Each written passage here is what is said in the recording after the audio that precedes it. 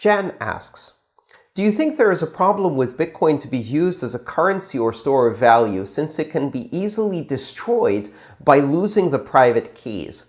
Could it be a good idea to make a rule that Bitcoin that hasn't moved in 50 or 100 years is redistributed to miners again? Okay, it's a two-part question, so let's look at the first part. Do I think that it is a problem for Bitcoin to be used either as a medium of exchange, currency, or as a store of value if Bitcoin keys can be lost and therefore the Bitcoin can be lost as well?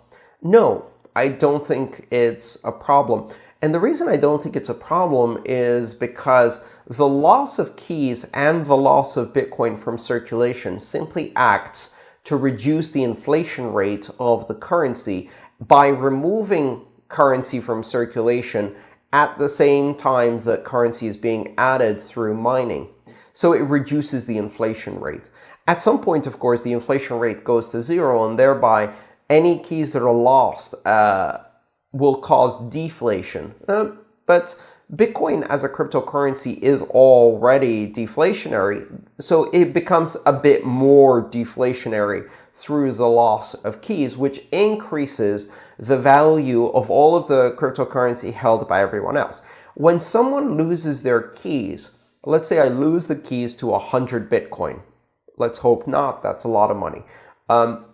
But let's say I lose the keys to 100 Bitcoin. What happens to the Bitcoin economy as a whole? Effectively, there's 100 Bitcoin less, which means that the economic activity of the entire Bitcoin economy is now divided into a smaller amount of Bitcoins, and therefore that smaller amount of Bitcoin has more value.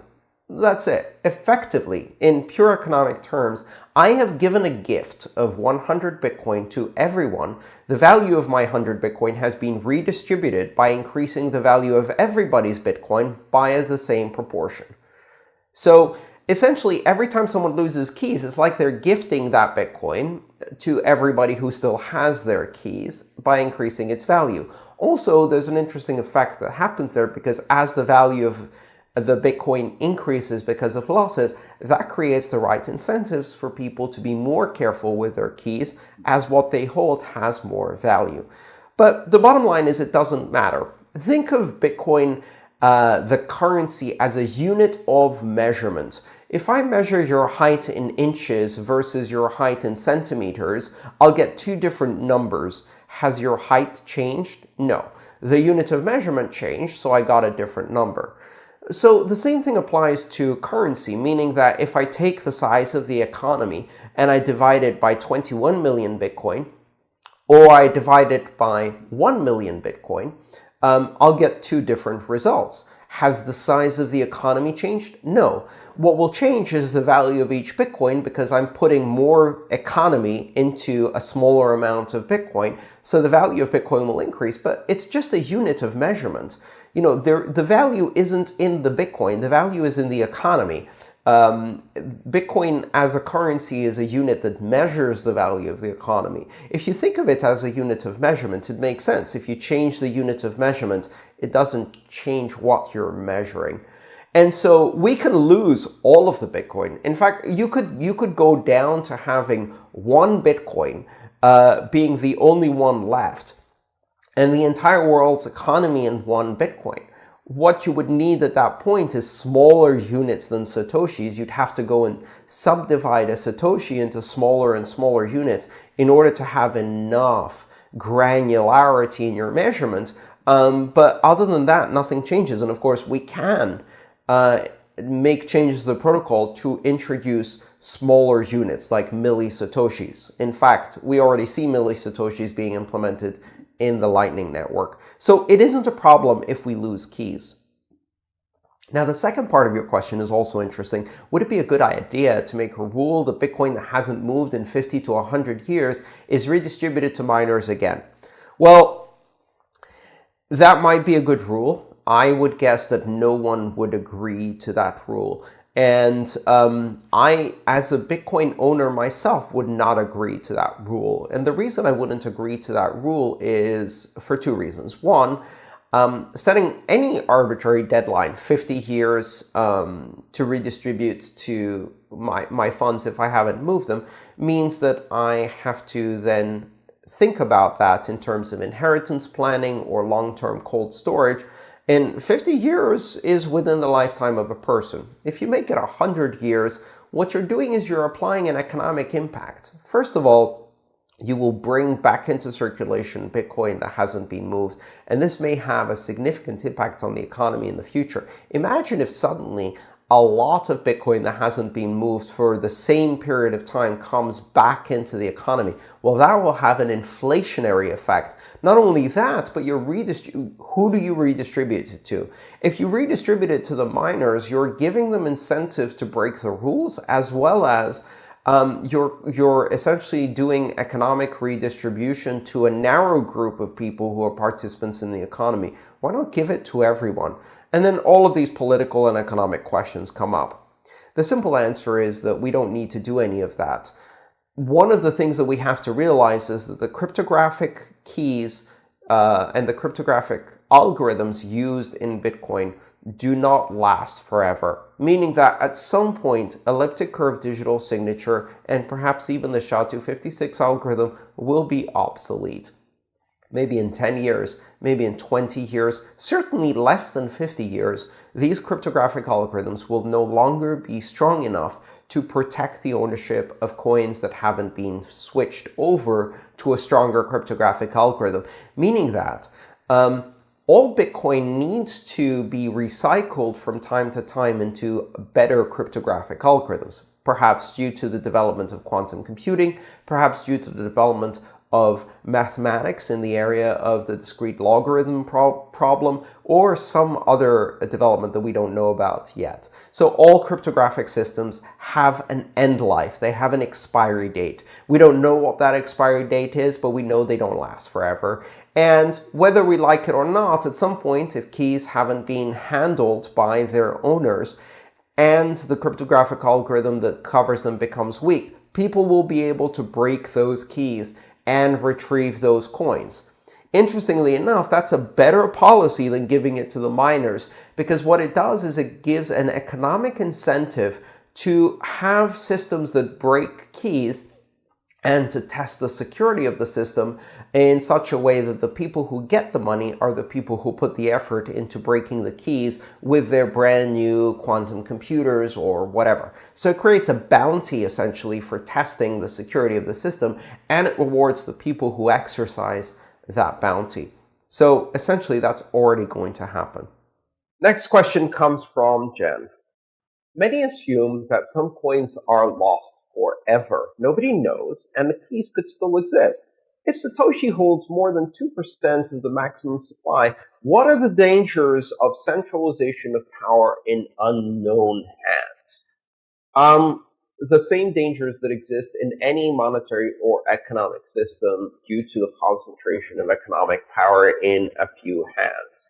And you know, the concentration in Bitcoin, if Satoshi still has the keys and can use them and is still alive and still wants to use them, is quite extreme. It's more than you see in other economies. Of course, politically, I would consider that a very different scenario. You know, in many economies where wealth has been acquired through various forms of exploitation, dictatorship, war, etc., versus the wealth that Satoshi potentially accumulated by both inventing and also investing in an early stage, very risky technology that nobody believed in.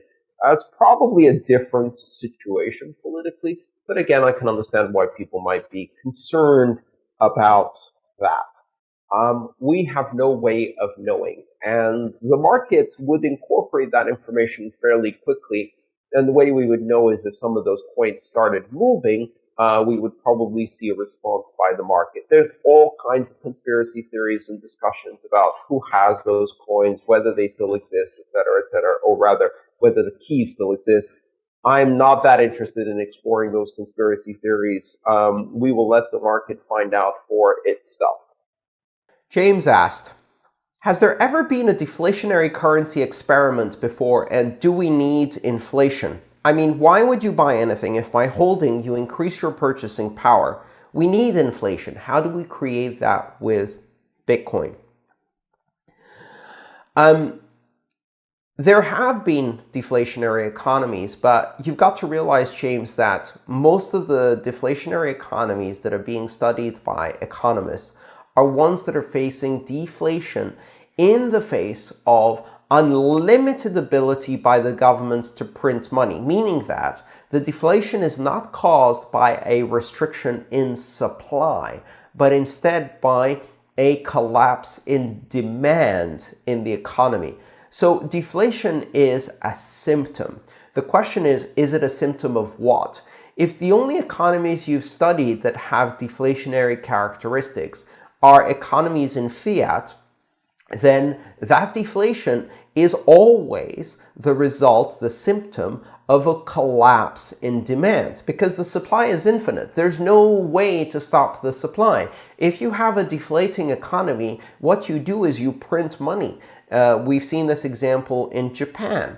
We're even seeing it in the United States now. So when you have deflationary tendencies like that, the government starts printing more money. So the only way it's still deflationary, even when you're printing unlimited amounts of money, you're increasing the supply, is because there's been a collapse in demand. And of course, a collapse in demand is a bad thing. But it's not the deflation that's a bad thing. It's the collapse in demand that is a bad thing. So in traditional economics, deflation is seen as an always bad thing because monetary deflation is always a result of a collapse in demand because supply is not limited in any way. Deflation in Bitcoin is a very different thing. Deflation in Bitcoin is caused by a reduction in supply, not a collapse in demand. It's caused by very robust demand meeting limited supply and technological advancement. That means that form of deflation is qualitatively very different from the deflation you see in a collapse of demand. Without a collapse in demand, deflation isn't a bad thing. Allow me to demonstrate. I currently have in front of me a computer that I purchased for about $1,500 that contains more processing power than the supercomputers of the 1980s. Many orders of magnitude more processing power. Over that time, the cost of this technology, of laptops, phones, video devices, all of these technologies that we use around us has collapsed in a deflationary collapse that is not driven by a drop in demand, but is driven by a very robust demand in an environment where technology is offering better and better and better products, where Moore's law applies, and where supply is restricted but demand is very robust. That's a deflationary environment that's caused by a healthy market, not a deflationary environment that's caused by a recessionary or depression environment. Now, in that environment, why would I buy a laptop if my money goes much further, and if I wait 3 years, I can buy a much better laptop for the same amount of money? And then repeating that, presumably I would never buy a laptop, I just keep the same one forever. The same thing applies to every technology out there. Why would I buy a better device when I can just keep the current one and wait 2 years and get an even better device? And we see that in technology. People don't postpone purchases like that. Instead, what they do is they use the advantage of the deflationary system. So what happens is they spend their money now, but save some for the future. And the money that they save for the future, as it maintains more value vis-a-vis the laptop that they're buying or the mobile that they're buying, becomes a better purchase in the future. So saving isn't necessarily the same as hoarding. And my experience with Bitcoin is, yes, I've become a better saver and I save more since I started using Bitcoin, but I haven't stopped spending. I still spend Bitcoin on a regular basis, in fact, in order to use it as a currency and because I work with it as a currency every day. I also earn it as a currency every day. So my hoarding instinct isn't that acute because I earn it, because I'm in the economy of cryptocurrencies in general. I'm not just buying it as an investment and burying it in cold storage. I'm earning and spending it for my business every single week. So my attitude is very different, I think, and I don't find that I'm restricted in my spending by the idea that in the future it's going to have greater value. Deflationary economies are bad because deflationary economies and currencies that have infinite supply can only happen when you have a catastrophic collapse in demand. That is not the case with cryptocurrencies, or especially Bitcoin, which has limited supply. So it's a very, very different thing.